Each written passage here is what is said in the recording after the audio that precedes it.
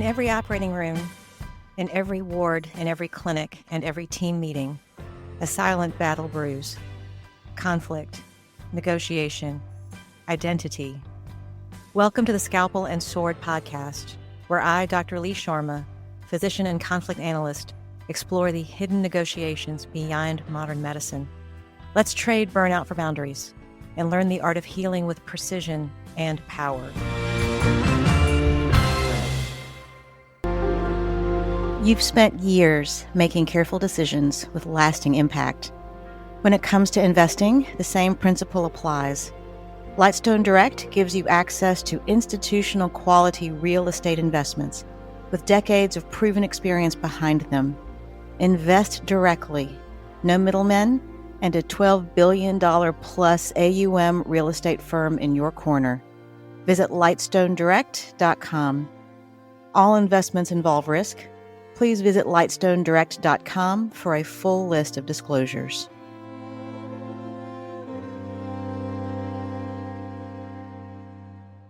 Hello, my peaceful warriors. Welcome to the Scalpel and Sword Podcast. I am your host, Dr. Lee Sharma, physician and conflict analyst, and I am so excited to have on the podcast today Dr. Hirsch. Dr. Hirsch is an internist. She's been in practice since 1992. She has lots of experience in peer review. She's actually on the Oregon State Peer Review Committee. She's also an expert medical coder, but her main love is physician communication. She loves teaching physicians how to communicate effectively and giving them insight into how powerful that communication can be in their daily lives, not only with their colleagues, but with their patients.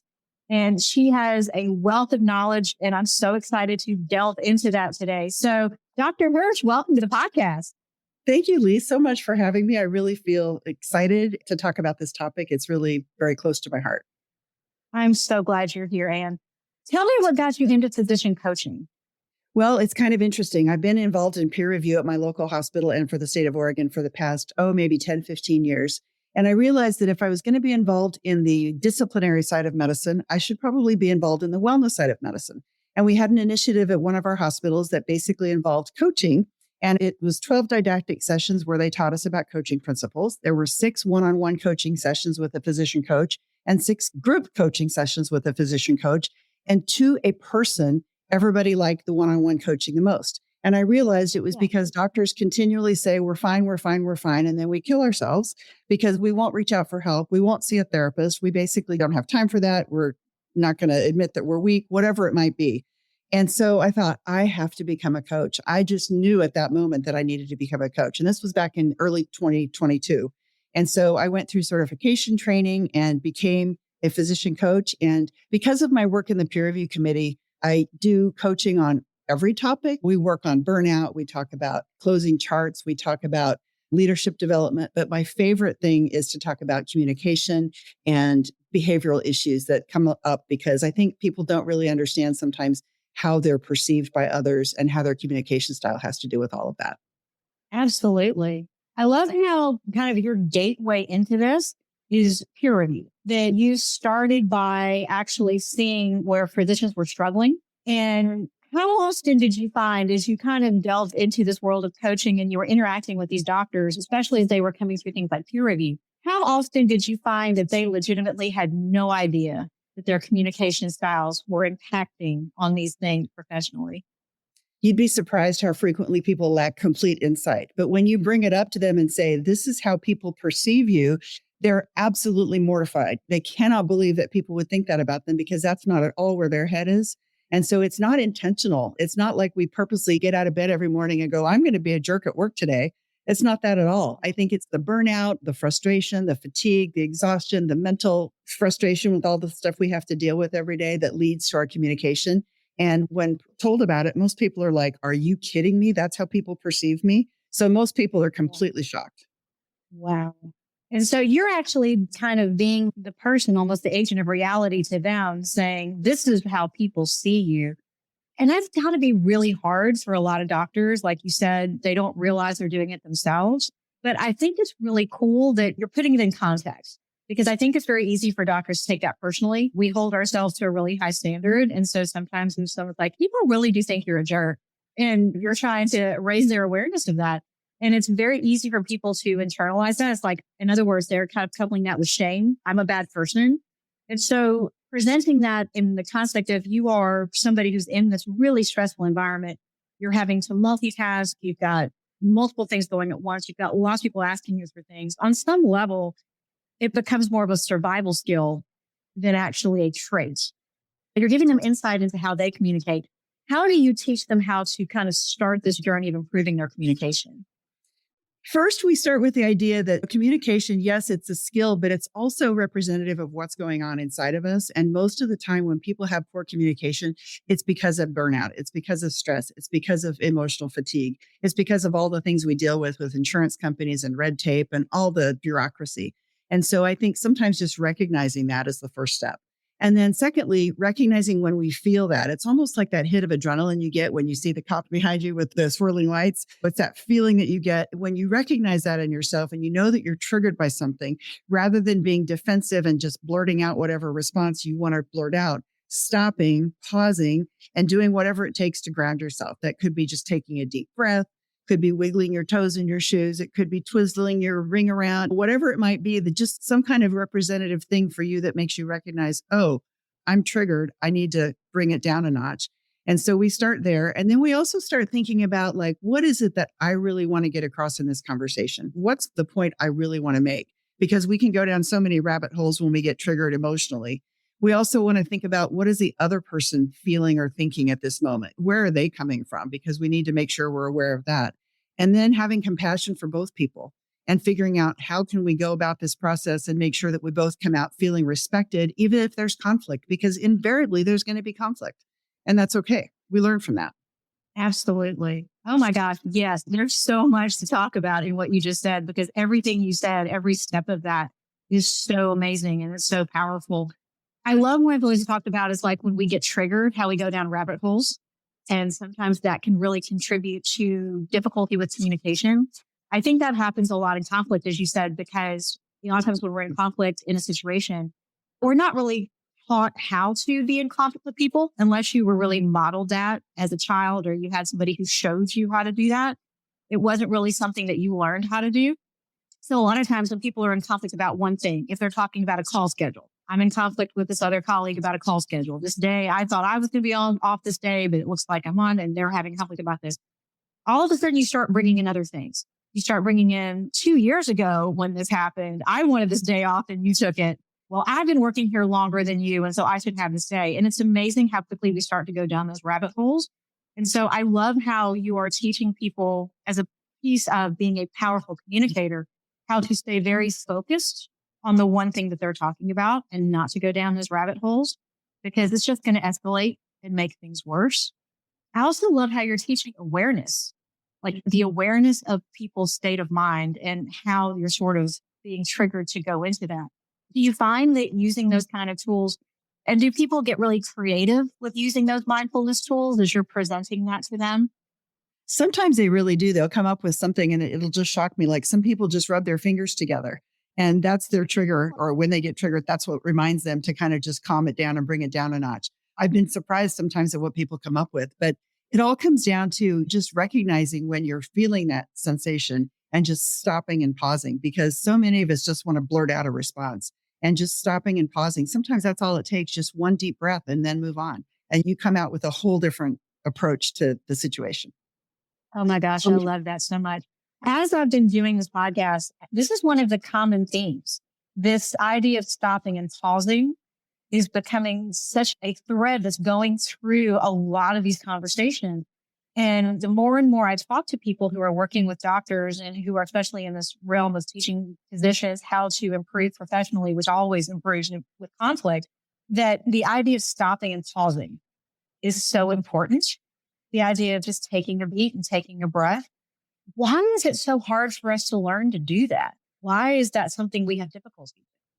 I think it's trained out of us, to be honest. I mean, think back to medical school. I remember having 13 admissions waiting and we had to hit the cafeteria before 6 p.m. or it would close. So it was getting there at 5:55, eating really fast, getting those 13 admissions. I think everything we do is fast. And I think we just become so used to just bing, bing, bing, bing, bing, because we don't want to waste time. And sometimes the situation is critical. The patient may be crumping in the ICU. And so we have to make quick decisions. And so I think sometimes we forget that. And rather than calming ourselves and kind of taking that time to take that deep breath, we just respond. And when we do, sometimes we regret what comes out of our mouths. Absolutely. 100%. That's such a great insight that this is something that was not trained out of us, but something that is inherent in our medical education system. We're not really taught how to. I actually think about this, that back in the good old days when we had pagers and we're walking around wearing your pagers, that I still think if I was wearing a pager, I would have almost this Pavlovian sort of response. Like I immediately go, as soon as it goes off, I'm going to hit it and I'm going to look at it. And if I was talking to one of my children, if I was talking to my husband and my pager went off, I could not continue that conversation until I went and go to look at. When you are talking with people about communication, do you ever get into the style of their communication? Do you talk with them about the ways they're presenting themselves also?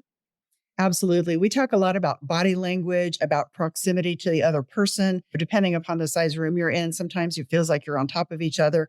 And I know sometimes we've had small, petite women physicians and very large, burly male physicians. And the difference between the two is quite alarming when that person is kind of towering over them. And so, yes, we talk about all of those things. We do a ton of role playing because sometimes I think it really doesn't make sense and hit the other person how they might be coming across.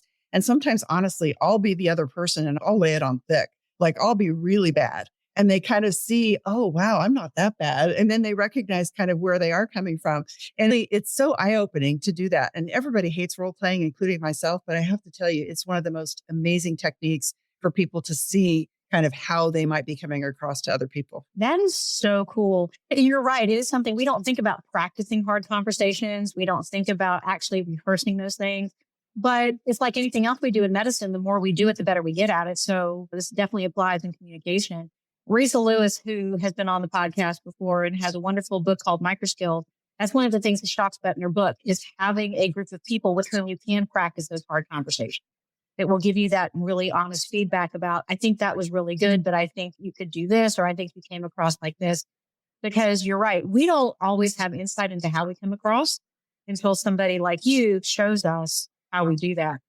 So just because I'm curious, because I'm a little person.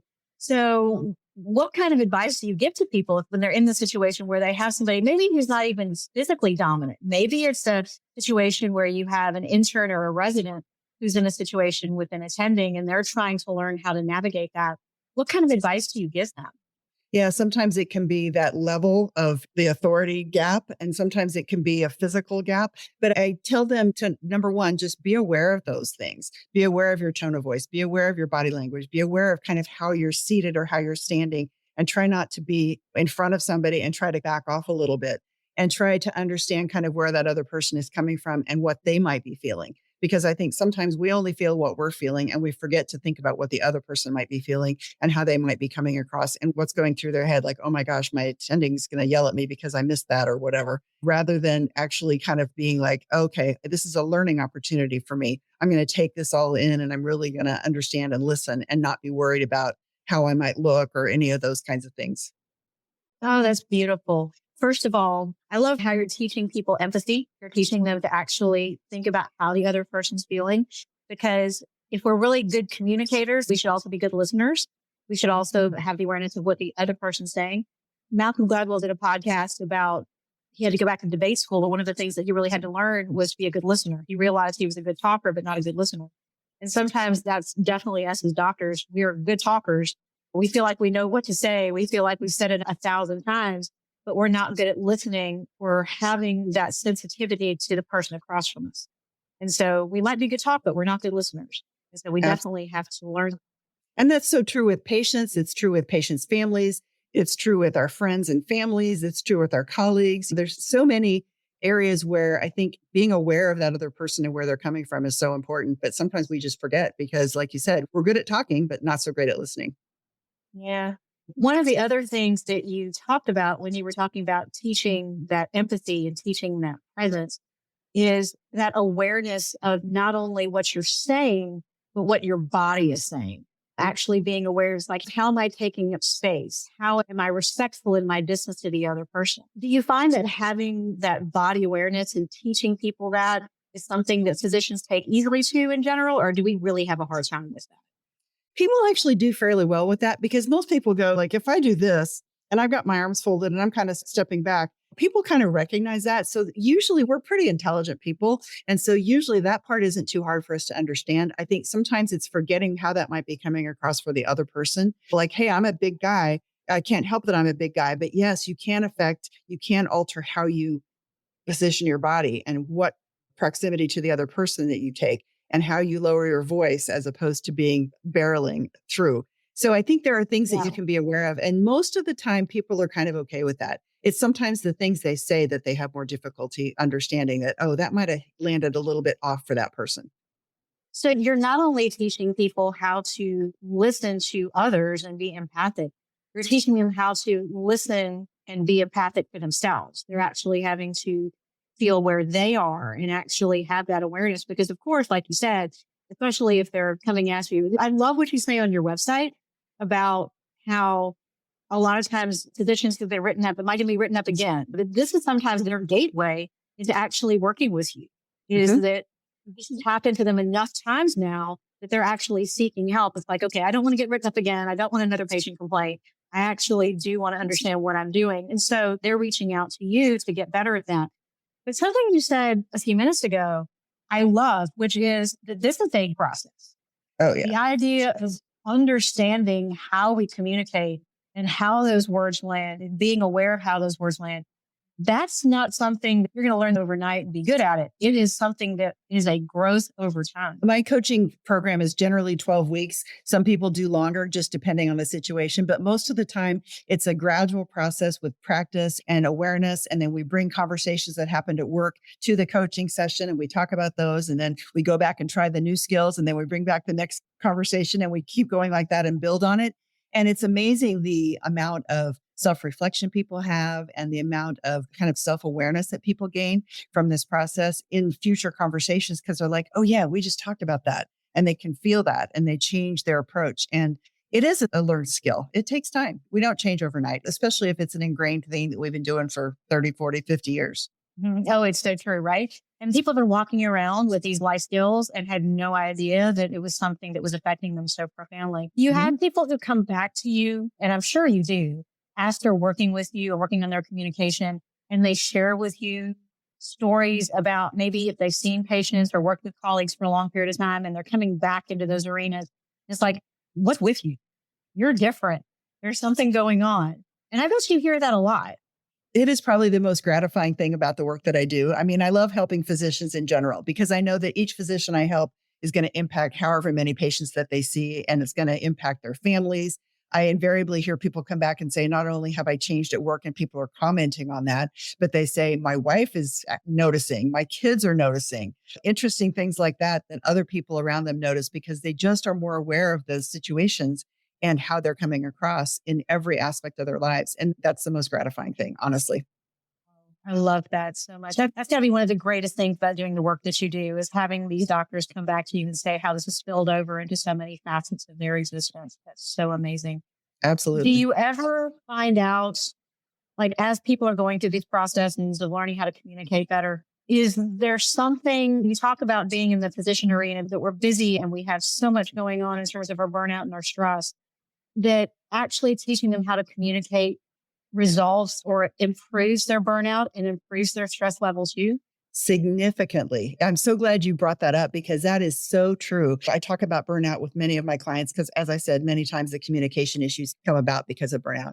But yes, when people communicate better, their teams work better, their relationships are better, they feel more heard, other people feel more heard. So the working relationships are better.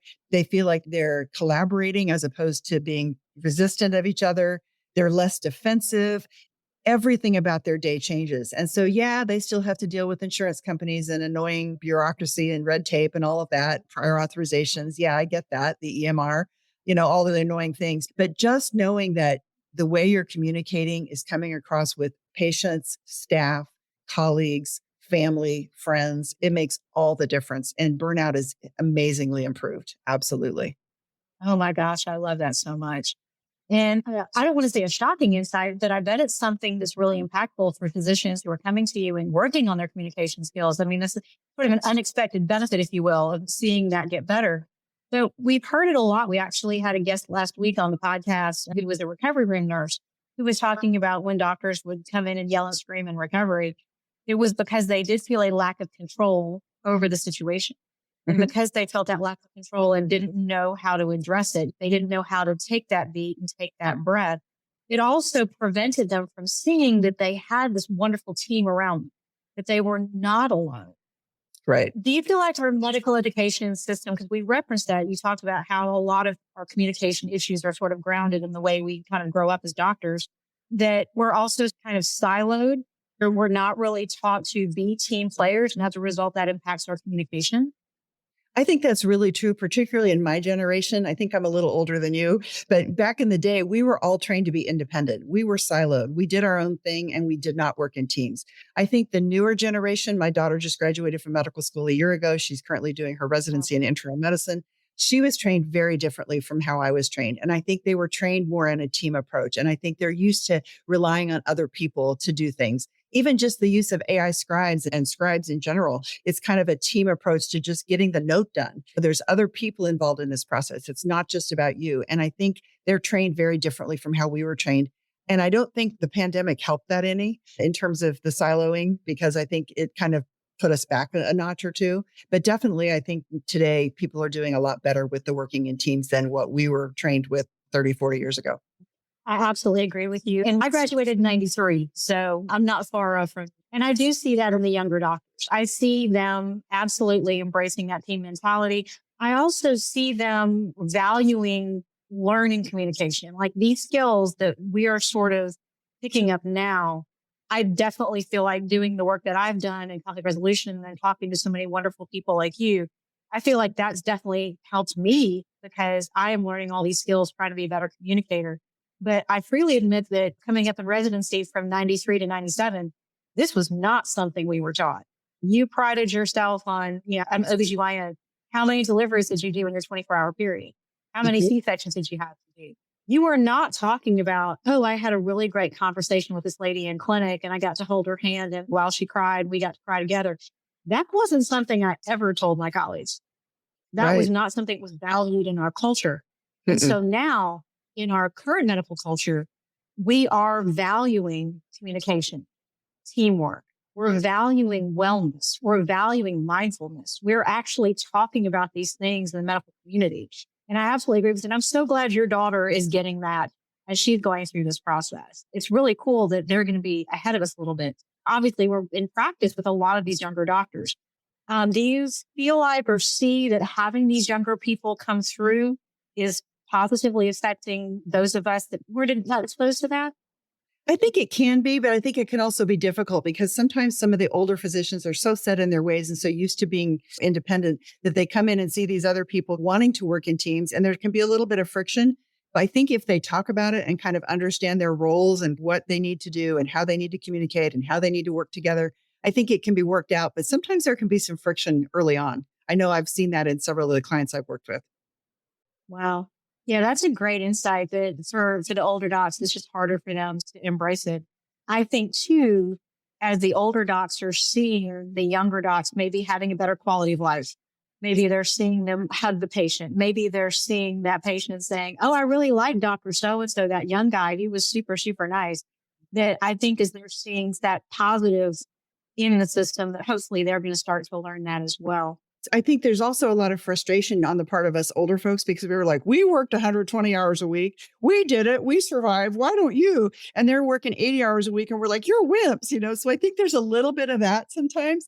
But I do think that once we kind of start to see the benefits and start to see that work-life balance isn't a bad thing, like this is okay. And they're still going to do okay taking care of patients and they're going to have a better life. And maybe it doesn't need to be the way it was 30, 40 years ago. I think there can be positive from it, but I think it can be a little tough initially because we're like, we had to do it. Why don't they? Oh my gosh, I absolutely agree with you. And we hear it, right? And in some cases, we didn't just hear it, we verbalize it. I was like, we worked this call and we did this and these guys are going, I mean, absolutely. I think we've all sort of either heard it, verbalized it, or felt it at some point. But the flip side is, as you see healthier healers coming out of the system, you can't deny that that's the case. You can't deny that. I was talking about this a couple episodes ago. I had a second-year medical student that I was seeing. She was asking me, like, look, I'm starting to really study. It's starting to get really hard. What are some mindfulness practices? What are some wellness practices that I can do to help me get through second year? And I looked at her and I went, first of all, I'm really proud of you for answering this question, because my only survival skill my second year medical school was how much Diet Coke I could drink. That was it. That was all I did. So the fact that you're asking this question, I think that's so powerful. And it made me actually think about, what are my wellness practices today? And how can I share this with somebody else? And how can I actually walk the talk? I think that's a big part of it as well. Being able to be that reflective practitioner.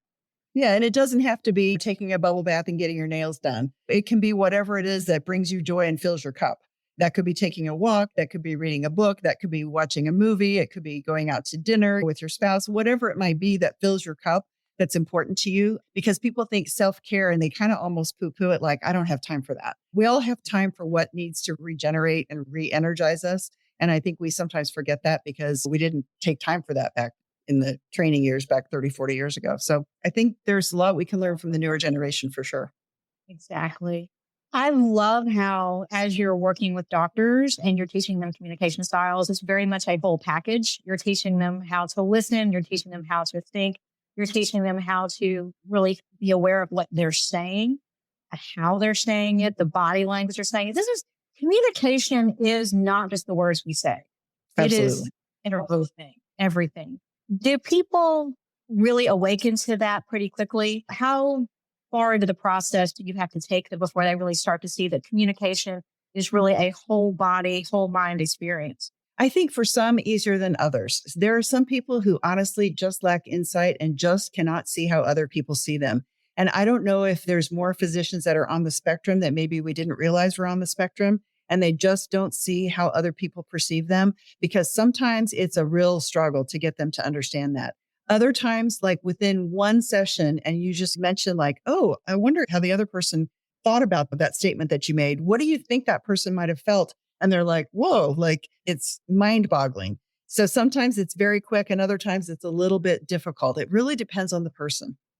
Yeah. There's one of those things. It's going to be a very individual process as you're walking them through that. Like, and I would also wonder, like, in terms of the people that are coming in to talk to you, are they all age ranges? Are they mainly all further on in their careers, since the younger people, maybe you're getting this more as part of their medical education? I've had clients from just out of fellowship or residency to end of career, all walks of life. It seems like there's just at all levels, and it's different things. Sometimes it's not knowing how to work in teams. Sometimes it's not understanding how people perceive them. Sometimes it's not knowing how to communicate. Sometimes it's not recognizing conflict. Sometimes it's not recognizing their triggers. It's so many different things with different people. And it's really honing in on what is that? Because as I said, it's usually indicative of what's going on inside them. It's not just about a skill. Yeah, absolutely. You really have to get to know that person to really see what's causing this block in communication. And that's not an easy thing, because everybody's going to have something different that may be holding them up, and on different days. I mean, it may be a different situation. It may be a different day. It may be a different group of people. It may be a different team. And that's not something you can hone in on really quickly. Sometimes it takes time to really get to know somebody that way. Absolutely. Do you have ongoing relationships with your clients as well as they're on this path and on this journey? Like they do the 12 weeks, but they still communicate with you? Many times I hear back from people and I check in with them periodically to just see how things are going. And sometimes we do little touch-up sessions just to kind of make sure that things are going okay. I also have some group coaching sessions that I've done. And so we get to know the cohort of people in the group. And so that's really great, because people really are very vulnerable and willing to open up and talk about their situation. And once you kind of gain that amount of vulnerability in a group, it's priceless. It's absolutely priceless. I love that. And you're probably helping them. Just being in the group situation is giving them that power to be reflective and vulnerable. And that's really hard for us, isn't it? Doctors, we're not good at being vulnerable in those situations, are we? Absolutely not. And I think it's really great because the participants feed off of each other. One person will call somebody out on something. They don't need me. Sometimes I'm just sitting there. It's amazing how well they do with each other. It's really a neat dynamic. Oh, that's so cool. How other people can see us easier than we can see ourselves sometimes is Absolutely. really shocking. It's a little scary, actually. Yep. I have been through executive coaching, and that was probably my biggest insight walking out of it. Is like, these are people that I've known for a day and a half, and they are reading me like a book. They literally are reading me like a book. And like you said, you have to be in a situation with people who really do care, who really are being kind, and they're all there for the same thing. But it's a very powerful experience to have that. So it's really cool that you get to do that with the doctors you work with, and they get that experience as well. So let's say I was coming to you and said, okay, Anne, what is one thing you can share with me? Maybe one thing that you can impart to me that would make me a better communicator. I would probably say start with what you feel are your triggers, because we all have them. And I think recognizing what your triggers are makes all the difference. Think about it just with your husband or your wife, your spouse, your partner, or your kids. Think about those things that they say that you just immediately, you just have that gut reaction. Think about that. Stop and pause before you respond. You may say the same thing you were going to say, but you might say it in a different tone of voice. You might say it at a slower pace. Who knows what's going to be different about it, but it can make all the difference. So recognize your triggers and take a second, take a pause. That's probably the biggest thing I can suggest. Oh, that's huge. I think sometimes when we do that, when we actually exercise that sort of meta thinking where we're actually looking at, all right, I just got triggered and I need to stop and I need to breathe. I think that's one of the most interesting things that I have really tried to incorporate. But one of the things I find is that sometimes the thing that I was going to say, I don't say. This thing that was going to come out of my mouth, it's not even something that I can say differently. I can say kindly. I just need to shut up. I just don't need to talk about this right now. There's nothing that can come out of me saying this thing to this person. And so I just need to stop. And there are definitely times that I think as doctors, when we have those triggers come up, we so desperately want to say them. We so desperately want to say, this thing that you did was not right. Could you please do this differently next time? Could you please do this the different way? Could you please do this way back? And we sort of will justify it. Won't we? We'll say, oh, but I want this done for a reason, or this is why I should do this. And it's not even a matter of saying it differently. It's a matter of not saying it at all. Is that something you also teach? I do. I think it's a little harder sometimes for people to recognize that, hey, do I need to say this? Does it need to be said right now? And does it need to be said by me? You have to think about all those things. But in that split second, sometimes it's hard. But absolutely, if you can just not say anything and step back and just recognize that there's no need to say that thing that came up that you really wanted to say because you recognize that it might come across poorly. That's a hard thing to learn. But yeah, we definitely talk about that and try to incorporate that when it's appropriate. It's great that you have that insight yourself because that's huge. That's a huge thing to learn. And it's very hard as I've matured and gotten older. I've seen more and more how saying these things are not productive. If it's something that's really pivotal for patient care, then yes, I'm going to need to circle back to it. And I'm going to need to, okay, so next time this happens, we should. But in the moment, in when things are happening, or if there's something else that's happening that day, this is not the time or place to make this statement. And so it is really hard because everything in you wants to say it. You really do want to verbalize it. And it takes a lot more power to not say it. And I think that's one of the biggest lessons because as doctors, we do feel like we're justified in saying a lot of different things and we can justify it. But sometimes the bigger move is to just not say it at all. But I'm so glad that as you see your doctors get better with communicating, that's one of the things that you also see them do is that there's a way to say things. There's a time to say things. Maybe there's a time to just be quiet. That's pretty powerful. It is. And that's a hard thing to learn. But yeah, when you pick that one up, it's priceless. I love it. And I love the work that you're doing. I love how you are helping doctors. I love how you are having doctors come into your space that literally went from getting written up to actually communicating better, not only at work, also with their families and with the people in their lives. I mean, the work that you're doing is so cool and so powerful. I love it. Thank you so much. It really means the world to me.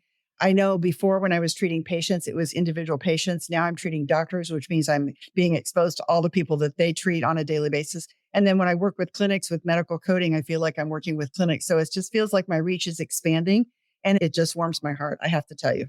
I love it. Oh, and it warms mine too. I love what you're doing. Thank you. If people want to find you and reach out for your services, how would they do that? Probably the best place is my LinkedIn profile. So it's Ann M. Hirsch, MD. I also have a website. It's physiciancoachingwithann.com. But mostly my LinkedIn profile is probably the easiest way to find me. And I'd be more than happy to talk to anybody if they have a question or not sure coaching's the right thing for them, or if I'm not the right coach for them. I have a certain style and maybe I know somebody who's going to work better with that person. And I'm happy to make that referral because we kind of get involved in the coaching community and we know who's out there. So happy to talk to anybody who thinks they might need some help or want some help. More than happy to talk to them at any time. I think the more and more doctors are aware of how fantastic these services are, what you're offering them, and how much it can impact them professionally and personally. I think you're going to have a lot more doctors seeking those services, and that's only going to be great for our community and our patients. It can only be fantastic. That's what it's all about, making it better for the doctors and the patients. And honestly, like I said, it rubs off on their families. So it's a win-win. Awesome. And thank you so much for being here. Thanks for being so generous with your time and so generous with what you're offering doctors. It's fantastic. It's really wonderful. Thank you so much again for inviting me. I really appreciated the time. It was nice talking to you as well. So thank you for joining us today on the Scalpel and Sword. And until next time, my peaceful warriors, be at peace. Every episode is an invitation to speak, to negotiate, to choose. I'm Dr. Lee Sharma. Join the dialogue by subscribing to Scalpel and Sword. Until next time, peaceful warriors, may your choices be sharp and your voice be even sharper. This podcast is a reflection of lived experience and research in conflict resolution. The Scalpel and Sword is not intended as medical or legal guidance. For personal matters, please consult a qualified professional.